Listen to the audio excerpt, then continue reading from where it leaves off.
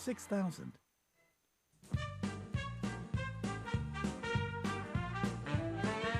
Downtown was an absolute and utter adventure. For a child, it was Alice in Wonderland. You could see Cleveland in the distance. It just looked like a dream city. It was because it was an event. You went downtown, you spent the day downtown. As a little kid, everything was magical, everything was huge, everything was bigger than life. Downtown was the land of Oz, where you can, instead of seeing it on a screen, you could actually go into it. The minute you saw those big buildings looming in the distance, it was like Oz. Public Square, Euclid Avenue, East 9th Street, Main Street in Akron, all vital places for business and entertainment in Northeast Ohio. But there was a time when these places were magical, and each holds special memories of the way we shopped.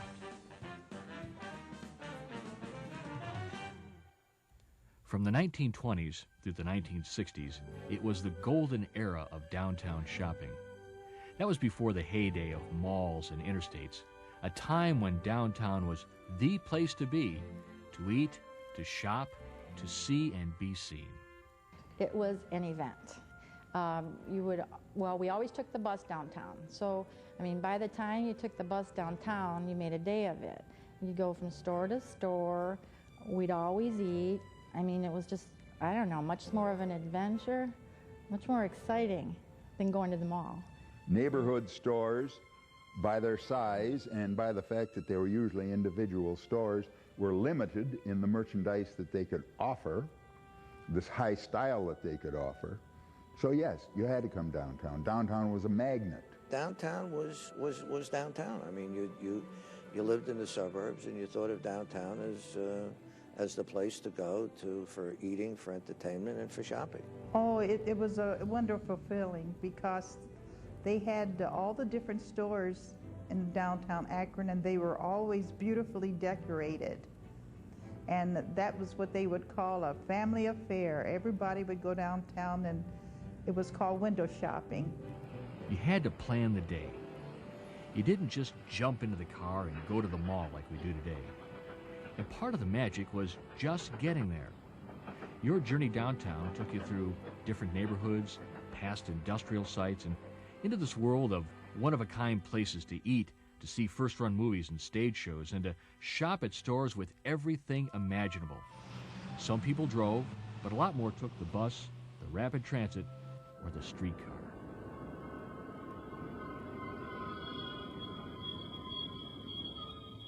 Come down from Collinwood in one of those wonderful streetcars. That in itself was worth everything else. Special was you got on a streetcar, it cost a penny. And if you wanted to transfer at certain places, it was free. Otherwise, it would cost another penny.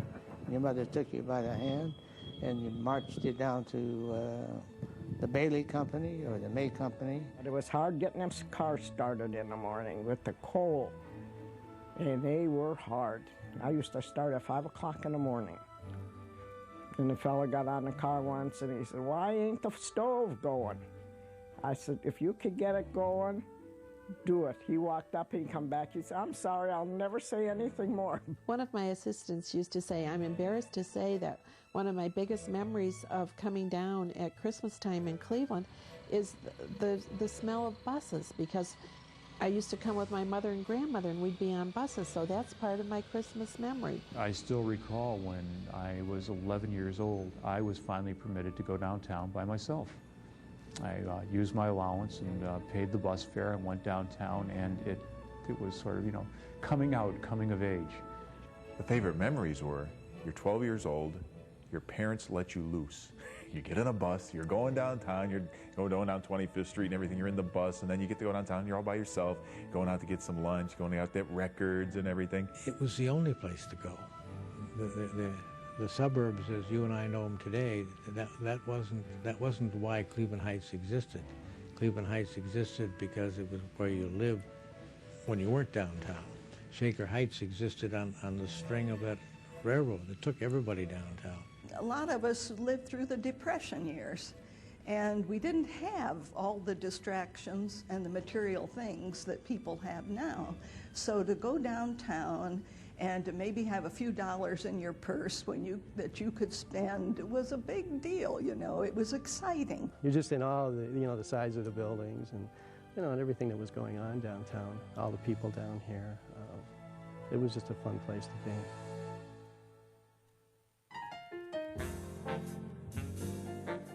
It was fun, because before you went down there, you made sure that you looked like downtown.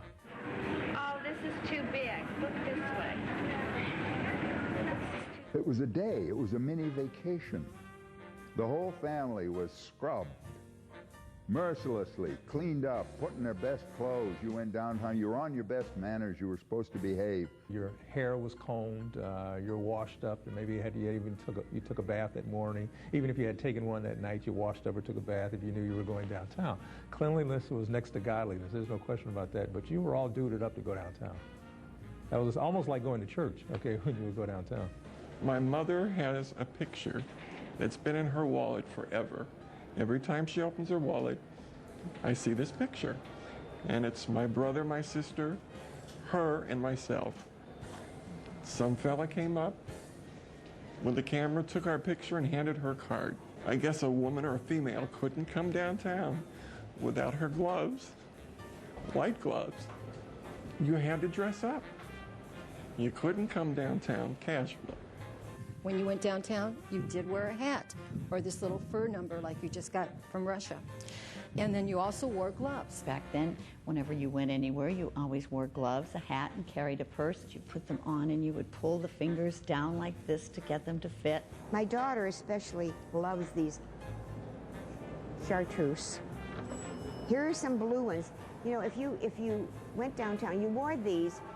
You didn't wear them up your arm. You put them on, let's see, wrong hand. You would put them on like this, and then you would crunch them, okay? And they always matched. They had to match something in your outfit. These were a pair of my Easter gloves one year. And they were just wonderful, wonderful to wear. There are a lot of women out there who may watch this and say, you never felt dressed unless you wore your hat and your gloves when you went downtown shopping. I remember my father telling me that, well, when you walk down Euclid Avenue, you stand up straight and you stick out your chest. You don't just slump going down Euclid Avenue.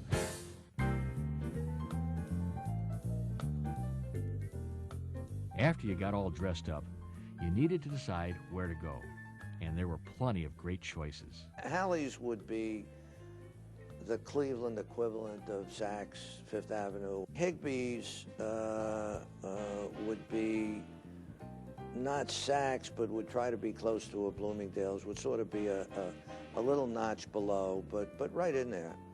May Company, it'd be more in the league of a Macy's or a Gimbel's. In those days, at the high end, there was the Hallie Brothers Company, and that was known as the carriage store.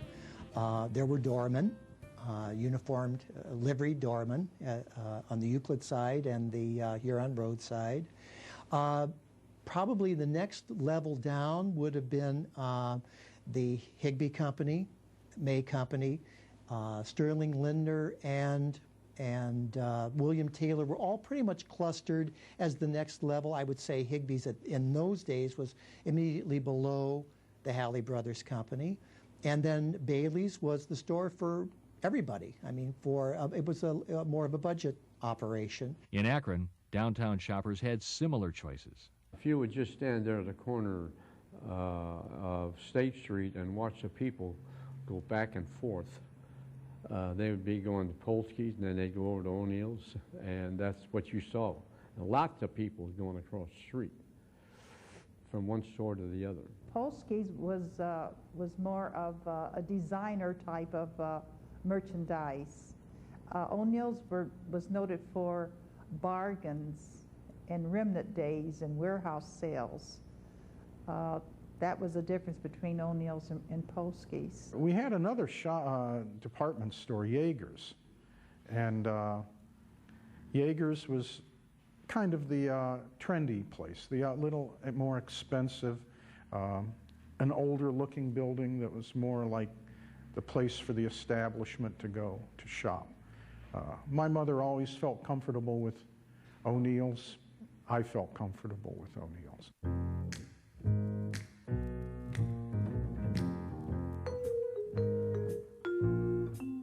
Downtown Cleveland and Akron had plenty of other shops for you to trek through to find everything from the strange to the sublime. How about all those great dime stores like Kresge's, Grant's, and Woolworth's? It was great. I remember shopping in there a lot because that's what I could afford. It was aisles and aisles of notions and just anything you could want, you could find there, from thread to bras. Everything, all in one place. And popcorn too. It was just not a little cheesy store. It was a whole big bustling, I don't know, it was a kind of little mini community. And it was like there was one place after another to go through. So you go to a dime store, you go to the music store. Euclid had stores all the way down it that you could go to. Richmond Brothers here, you could go down to Richmond Brothers and get a suit with 2 pairs of pants for $18.50. Later on, they raised the price to $22.50. I also remember I.J. Fox when they were downtown. That was closer to May Company, so it was further down the street. And they had really nice clothing. It was like 2 or 3 floors. There was an elevator operator, and they also had, that's where they had the furs and the leathers, coats and things like that. Those who continued on up Euclid Avenue toward Halley's often made a point of walking by the window of Beatty's Jewelry for one special reason. Just that he always had the jewels, the tiny jewels in some kind of a design. It would be a butterfly, or it would be the American flag at the 4th of July. It's a Cleveland shopping tradition that's been going on since the early 20th century. Lucy Beatty does it now, but her grandfather started it before World War I. And it was her father, Milton Beatty, who crafted and carried the designs to the front window for more than 70 years. He passed away 2 years ago at 97, and he was working till the last week of his life down here doing those designs. And all of that time, too, he was the one who carried it back and forth, because he used to say, "Now, you young fellas, your hands shake," he said, "so you better let me carry that out, put it in the front window." So we used to roll our eyes, but stand aside when Milton was putting the design in the front window. Beatty's has been in this Euclid Avenue location since 1932. A journey here is a trip back to that golden era of downtown shopping. People will come in today and say, "Oh my goodness, I was in here 45 years ago, and you know, why, this little room is just exactly the same. It hasn't changed at all," and indeed it hasn't. On the other end of the spectrum was the Bonds Clothes Building at East 9th and Euclid, which ushered in the sci-fi look to downtown Cleveland. And there was what I would call a flying stairway. From the 2nd floor, it went up to the 3rd floor, but the stairway was open. There were no walls on either side. And I had never really seen any structure do a stairway like that. And I thought, boy, for a store, what a great look. Most people were happy with the things they bought downtown, but not every purchase was a good one. For Easter, I should say, he bought a new suit. One Sunday, it was Sunday, we went to church for Easter Sunday. My father's sitting there, and he found a thread. He pulls the thread, and the next thing you know, his sleeve fell out of his suit. And that ended my father's buying at Bonds. The worst stores on St. Clair was called Capitol Clothes, where my parents took me, and I got a suit, a coat, and a cap. Nobody wore it. A cap, at least in our neighborhood, for $13. And if you hit a rainstorm before you got on a streetcar, the pants were already up to your knees. How about the Nut House right next to the May Company? They would pump out the smell of those roasted nuts through this vent out into the street to draw you in. The roasters aren't there anymore. They've been replaced by raw sushi. But in Akron, you can still get fresh roasted nuts and that wonderful smell at the Peanut Shop on Main Street. It was located right next to Lowe's Theater, which is now the Civic Theater. They had a little statue that was made like a peanut, and it had legs on it, which was a peanut man, and he had a silk, black silk top hat on. Mr. Peanut is still there, and so is that great aroma. If you were within maybe 20 feet of the store, you got the smell. Well, we had fans in the windows to throw the smell out in the street. The smell was fantastic. You could smell them, these roasting peanuts out on the main sidewalk. You didn't even have to go in the shop to get the benefit of the whiff. Each store also aimed to create the most alluring display windows. The idea was to get people talking about these incredible displays, to get you downtown and into their stores. I worked for the May Company during its glory days when the Christmas windows were planned and worked on for months previous to the grand event, when they had a fabulous budget for display, when they had, oh Lord, the display department must have had perhaps upward of 20, 25 people in it. Hallie's used to change their windows on Thursday nights, and people would stand on the street and wait till the curtains were put up to see what the new windows were going to be. They had such excitement, and that was a big thing too, to see who was doing what in the windows. We spent hours on end down there, sometimes just looking through after she would do the shopping. We would look in. What was fascinating is to see the difference in the displays, the window display. That was an art, to watch these creative, talented people change the different displays from season, based on the seasons. The trend for silver right now. The care and attention given the windows was a reflection of the care you found inside as a customer. I remember probably the salespeople the most, because they were nice and they were, there was a lot about customer service before we called it that. It was a softer time in life. Maybe that's the best way that I can identify it. It was the so-called Eisenhower years where things were sort of laissez-faire. Service was paramount for a store to survive downtown, something you don't see much of today. But I've been in some stores that they could care less whether or not. They keep looking at their watch. They're just doing some time and grabbing a few bucks an hour, and some of that's lost because downtown Cleveland, boy, I'll tell you, those girls, guys, they take care of you. You wanted some trousers? Come out and try this. You want some suit? Oh, they'd tailor the suit to you if it was too short or whatever, So some of that was important, I think. People who waited on you in stores generally were very accommodating. Most of them were pleasant. Many of them were very patient. An example would be, if a customer asked you for directions to another department, you were not allowed to point or to tell them. It was your duty to escort them to that area and to introduce them to someone in that particular department. Well, then you have to get them in this sports on the other side, but I'll write you up a credit for it here, okay? Stores like Hallie's were remarkable. Hallie's had uniformed doormen. You walked into it, and you did get that type of service. If you asked where something was, you were taken there. It was very personal. The elevator operators had uniforms, the doormen had uniforms, and my husband being a delivery man, they had uniforms too.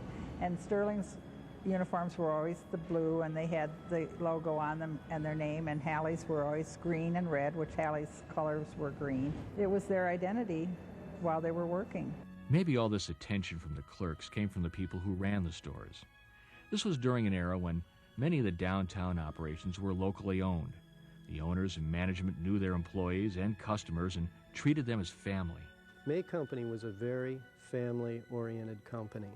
I mean, even back in the 40s because I saw the articles on it, back in the 40s when you come back from the war, they would do interviews, they'd have parties for them. I mean, it was incredible. They recognized the importance of creating the right atmosphere for the employees. I mean, another good example is Sam Hallie, Walter Hallie, Chiz Hallie, all generations would be at the front door in the morning to greet employees when they came in. When an employee was there 25 years, they were given $1,000 and a reception and had their family come in to meet their Hallie family. The employees were so important. I don't care whether you were sweeping the floor or what you were doing, Sam Hallie probably knew your name. As a family-owned store, they treated their employees like family, and they always told the employees that we should treat each customer as though they were a guest in our home. The downtown stores employed plenty of people to make that family work and make the guests feel welcome.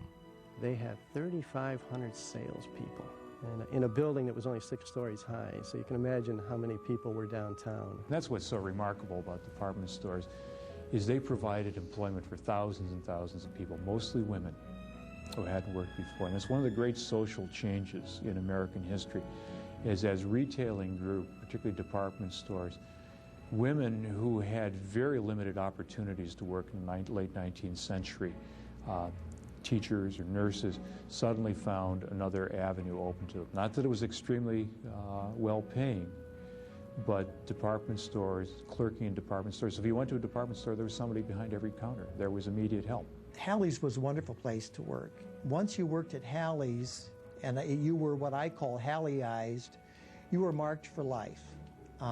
Because the experience I had at Halley's was an experience that taught me how to live. This company puts no premiums on tricks or dishonesty. And when in doubt about making a decision, be honest and you'll never be wrong. People were kinder, they were more respectful of other people. Whether you were the customer or the salesperson, they tried to take very good care of you, let you know that they did appreciate your business. It was a people company. It was, I guess it was the times. It was a time of streetcars, white gloves, window displays, and attentive clerks. All that together made shopping special. It was the way we shopped. Coming up next on The Way We Shopped, the best bargains in town, creaky escalators, delicious Frosties, and great places to eat, like the Silver Grill. But first, take a moment to call WVIZ PBS with your pledge of financial support. Your donation will help WVIZ PBS